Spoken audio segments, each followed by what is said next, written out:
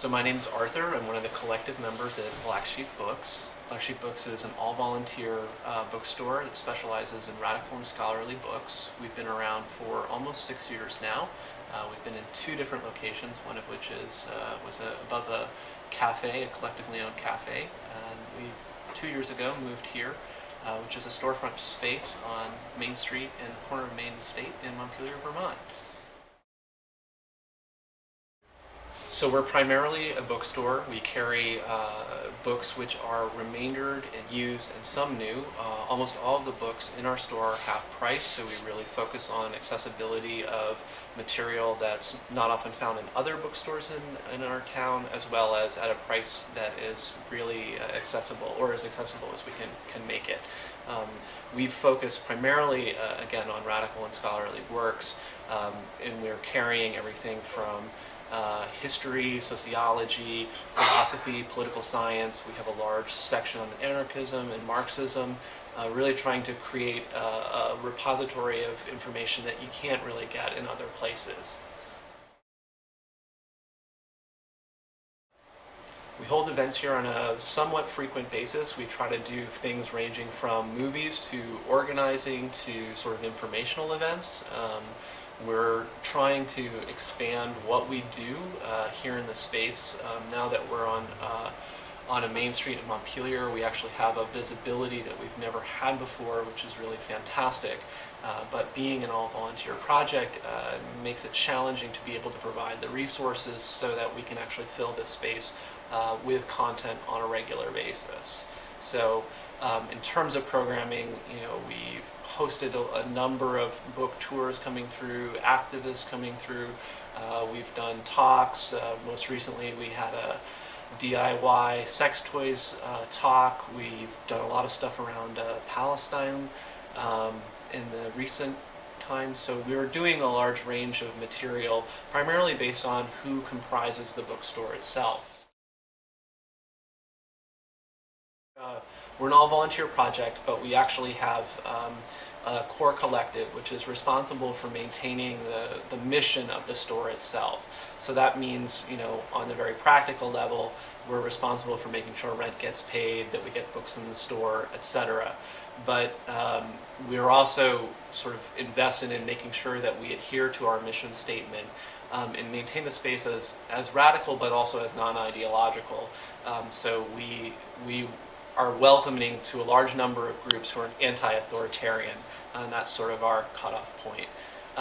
And the larger pool of people are volunteers, and volunteers are basically our decision-making body. We make them together at our monthly meetings, and basically to be a volunteer here means you come, you staff the store. Sometimes we'll do sort of organizing inside the store to make sure everything's on the shelves and make sure the place is clean, but for the most part it's pretty much keeping the doors open, keeping somebody behind the desk who can answer a question about books or sell books, and just be visible in the community. So the tagline that we use is worker owned, and the idea behind it is that the people who work in the store own the store, and we chose that instead of being collectively owned, which is something a lot of folks use in this space I think that we operate in. We made a decision that didn't quite fit us because we actually do have a core collective, and the core collective, although being responsible for the maintenance of the mission, doesn't own the store per se. It's the volunteers who make the store work. The store itself does not function without the pool of people who come and invest their time here. So the store itself doesn't make money. We're anti-profit. Everything that comes through the store goes back into the store.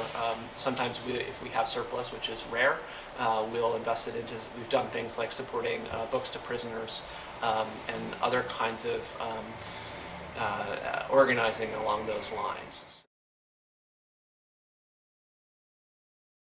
We wanted to make a project that was sustainable for us, and by sustainable, what that meant was that we could have lives outside the store, that the store couldn't consume us and be our sole focus, and that we could do other kinds of organizing outside of this or inside of this. And so what that largely has meant that for the collective, we meet fairly infrequently, but we're again charged with the maintenance of the store, and we've done so for almost 6 years now. But for us, our success, and it's probably this particular group of people, but what has worked for us is actually keeping it as low-key as possible. Because we have relatively low rent, which is a huge luxury, which is different than a lot of projects like this, and because we have access to buying books at a very cheap price, the overhead of the project is really quite small. We've made a conscious choice not to pay anyone, and for various reasons. I think that works for some kinds of projects. As I mentioned earlier, we're also in an amazing community where there are 5 independent bookstores at a time where bookstores everywhere are closing.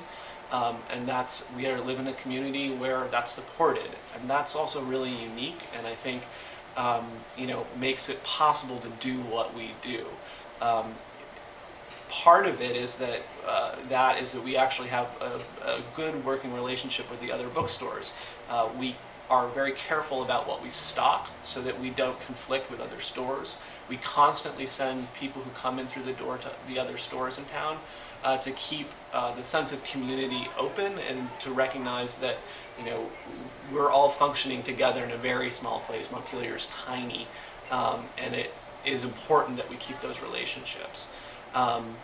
And then also along those lines, we've tried to keep relationships with other activist groups in the community, and even groups who might not necessarily align themselves with our politics. And when I say our, I mean the sort of the loose politics of the store itself.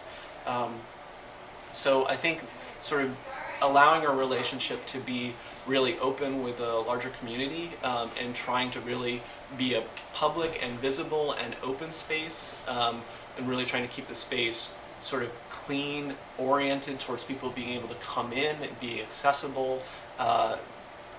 Those have been ways in which we've done, I think, really well to make it possible for folks, again, who might not be so aligned with the politics inside the store, to be able to come in and perhaps see or find stuff that may be interesting to them that they might not find in other places.